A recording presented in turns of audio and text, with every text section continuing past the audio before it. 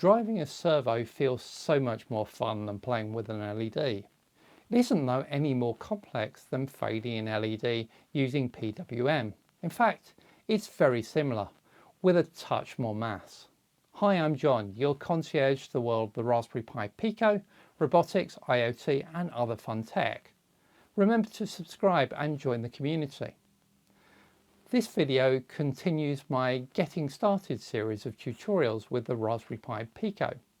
So I talk through things in a little bit more detail, though the breadth and support is not quite like it is on my courses over on Udemy. This video is about servos, a device that turns through 180 degrees. We can instruct the servo to turn to a specific angle. This is great in robotics. In fact, my robot Santa uses just 2 servos to control the movement of the head. If you like this video and it helps your learning or projects, why not buy me a virtual cup of coffee or lunch or a holiday? Use that super thanks button below the video. Please hit the like button on the video and subscribe for more. I do appreciate it. Servos come in a variety of sizes and shapes. They all are similar in the fact that we drive a signal to them to instruct them to rotate to a particular angle. Now that signal is normally a PWM signal, so we'll talk about that in a second.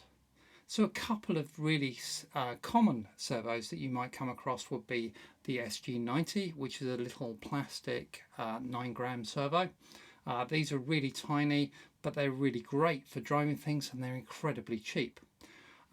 Slightly more expensive and with proper metal cogs in them is the MG996. That's a little bit better quality servo, still fairly cheap, and will give you a little bit more power to be able to drive slightly bigger models. There are an exception set of servos that this video just doesn't apply to. They're not driven by PWM signals at all. They tend to be called bus servos, and I've used them with my X-arm robot arm. So if you hear me talk about bus servos, then that's something different. We communicate to them via a serial communication.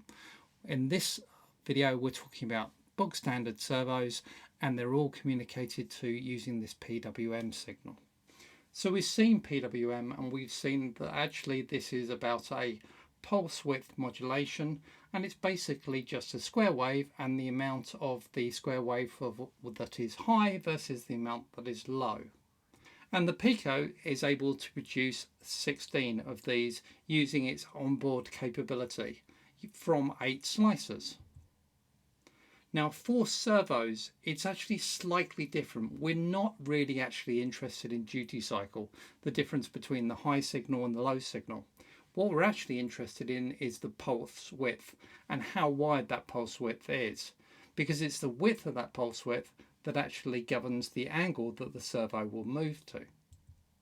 On an MG996, which is generally the servo I'm going to talk about in this video, you can give it a pulse width of somewhere between 500 microseconds and 2500 microseconds, and that should give you about 180 degrees of rotation.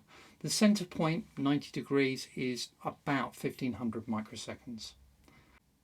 This video is sponsored by Kunkoon.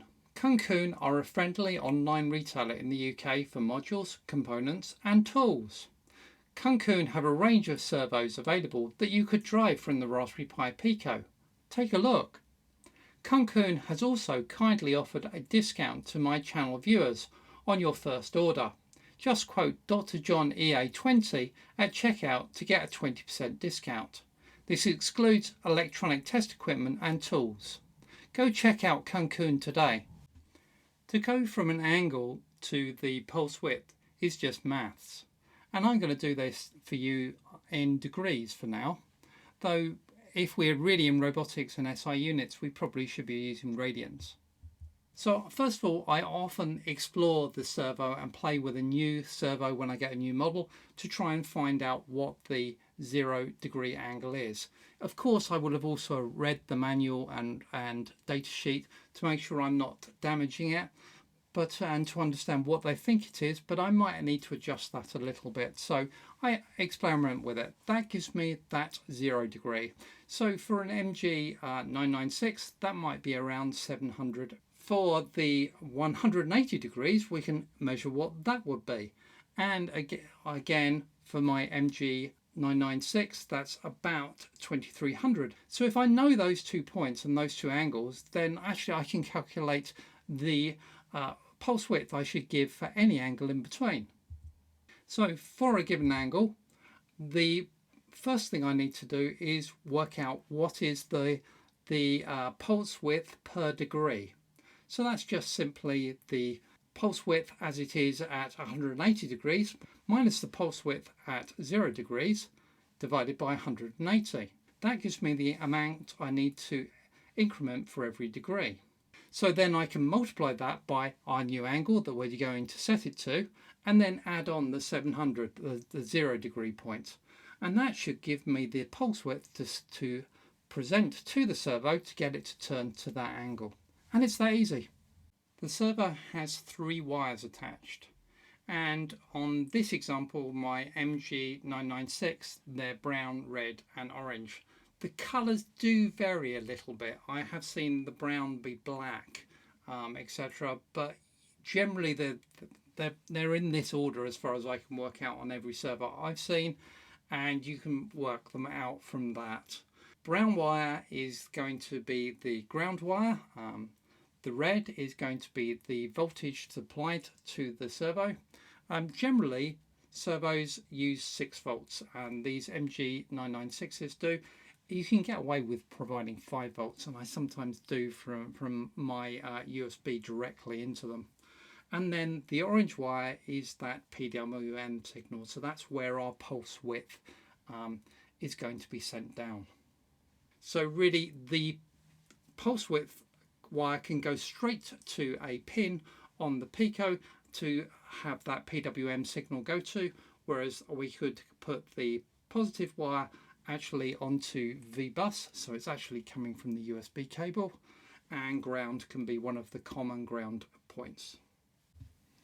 I've shared all the code I'm going to be talking through today online on the GitHub repo, Pico PWM examples. Now there are a couple of projects in that examples. The one I'm talking about is called Servo. For that example, I'm going to drive my servo off of the GPIO2, and that's going to be connected directly onto that orange wire into my servo, and then I'm actually going to cheat and drive the servo itself directly from the power from the USB. So I'm going to connect the live volts up or the positive up to VBus, which is actually what's coming in directly from the USB cable. And then I'll also use one of the ground pins to ground the servo. So over on the repo, what I've done is created a class representing our servo. Here we go, here's this here. And on the constructor of that, we give it the GPIO pin that we're using to provide this PWM signal to our servo. And then the only other function in here really is go to degrees. So turn the servo to that degrees angle. Let's have a look at the code in here. Now really a lot of the complex code is actually in the constructor here, because I need to do a couple of things. I need to get the cycle that this signal is to be at 50 Hertz, so 20 milliseconds in width. That's really important because that's the cycle that these servos expect, and then I can by doing that I get to a point where actually the value I'm setting to this slicer in terms of the value becomes the actual microseconds width, pulse width that actually this servo is going to receive. So this really here is just adjusting the clock, dropping that down to 50 Hertz, setting the reset value to be at 20 milliseconds to get that total width of the pulse or the cycle, and then enabling the slicer. And that code you can use for any of these servos, just cut and paste. And then our code for the go to degrees is really the algorithm we talked through earlier of working out what the microsecond pulse width we need to set is, and then setting that to that GPIO level. So then our main program is basically just going to be a set of sleeps and moving through a set of angles, just to demonstrate that this actually all works. So with all of this set up nicely on a breadboard, and I've got that servo there, I've actually just pinched it in a little vise just to keep it upright and stop it moving around too much. But you can see that it's moving through that set of angles that we programmed in, and quite nicely. Servos are easy to work with. Due to the PWM capability of the Pico, we can manage up to 16 servos on the Pico, so plenty for most projects.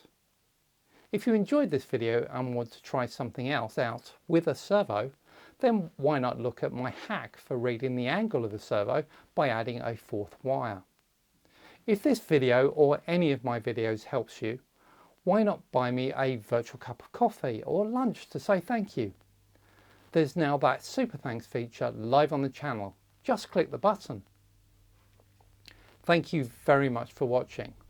If you enjoyed the video, then hit that like button. It really does encourage me.